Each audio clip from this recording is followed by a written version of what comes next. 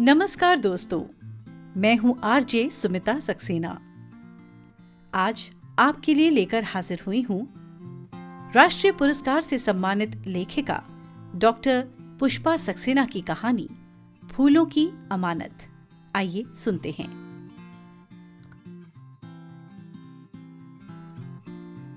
कल की फ्लाइट से जावेद आ रहा है।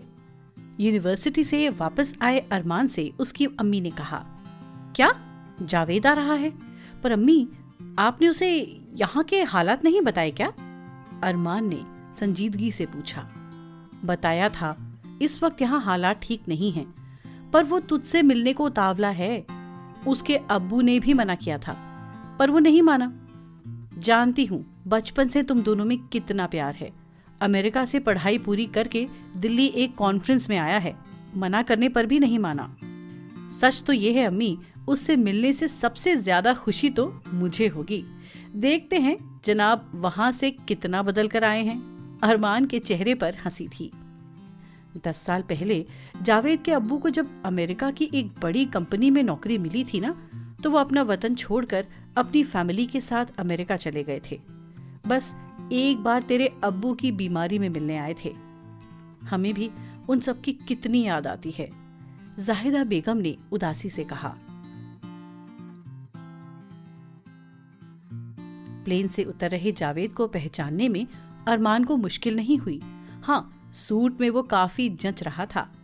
अरमान को देखते ही जावेद का चेहरा खुशी से खिल गया। हेलो बिग ब्रदर, यूनिवर्सिटी में प्रोफेसर बन गए, अब तो स्टूडेंट्स पर रोब जमाते होगे। अरमान के गले लगते जावेद ने मजाक किया। अरे अब वो टाइम नहीं रह गया है, यहाँ सब कुछ बदल गया है। घर चल, अम्मी इंतजार कर रही होंगी। हाँ, चची जान कैसी हैं? चाचू के इंतकाल का बड़ा अफसोस है, आखिरी वक्त उनसे मिल भी नहीं सका। कार में बैठा जावेद सूनी सड़क और बंद दुकानों को देखकर ताज्जुब कर रहा था। क्या बात है भाईजान, इतना सन्नाटा क्यों है? क्या आज कोई खास बात है? क्या अमेरिका में वादी के हालात नहीं जान सका, या वहां जाकर अपनी वादी को भुला दिया? सच तो ये है, पढ़ाई का प्रेशर इतना ज्यादा रहा कि और कुछ याद ही नहीं रहता था।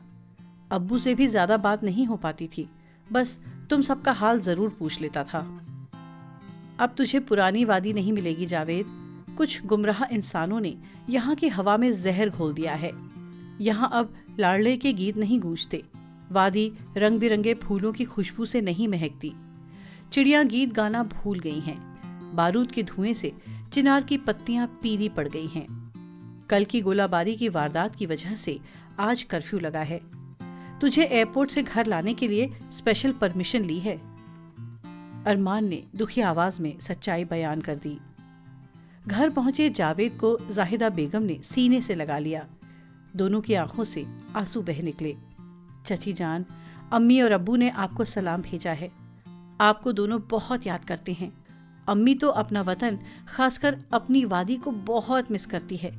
जल्दी ही अब्बू और अम्मी आपसे मिलने आएंगे। अम्मी तो मेरे साथ आना चाहती थी, पर अब्बू को अकेले तकलीफ होती। जानती हूँ बेटा, अच्छा हुआ वे यहाँ के हालात बिगड़ने से पहले ही चले गए। आओ, लंच तैयार है। तुम्हारा मनपसंद कश्मीरी पुलाव बनाया है। अमेरिका में तो अमेरिकी खाना मिलता होगा। अमेरिका में खाना तो हर तरह का मिलता है, पर आपके हाथों वाला टेस्ट कहाँ मिलता है। लंच के बाद जावेद अरमान के साथ बाहर आ गया। बाहर गार्डन में फूलों का मेला जैसे सजा हुआ था। क्यारियों में बेहद खूबसूरत रंग बिरंगे फूल हवा के झोंकों से खुशी में झूमते से लग रहे थे। अरे वाह भाईजान, आप तो कह रहे थे वादी में फूल नहीं खिलते, पर यहाँ तो शायद ही वादी का कोई फूल न खिला हो। वैसे आपने क्या पुराना घर इन्हीं फूलों के लिए छोड़ा है? ठीक कहते हो, अम्मी पुराना घर छोड़ना नहीं चाहती थी। उन्हें बहुत मुश्किल से मना कर ला पाया हूँ।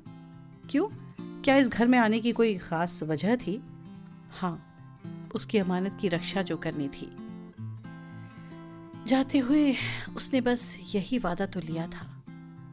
उसकी जाने के बाद उसकी अमानत, ये फूल, मुस्कुराना न भूलें। अरमान ने उदासी से कहा। आप किसकी बात कर रहे हैं भाईजान? जावेद चौंक गया। लंबी कहानी है, जाने दे। तू बस 4 दिन के लिए ही तो आया है। अपनी अमेरिका की कहानियां सुना। कोई गर्लफ्रेंड बनी है या यूं ही वापस आ गया? अरमान ने परिहास किया। मेरी कहानी में कोई गर्लफ्रेंड नहीं है। पढ़ाई का बोझ इतना ज्यादा था कि कुछ और सोचने करने का वक्त ही नहीं मिला। भाईजान, हम दोनों एक दूसरे के जितने करीब हैं, उससे मुझे साफ लग रहा है आपके मन में कोई बोझ है। कही ना भाईजान, क्या बात है? क्या अरमान अपने दिल की बात अपने दोस्त जावेद के साथ साझा करेगा? जानने के लिए सुनिए इस कहानी का अगला एपिसोड।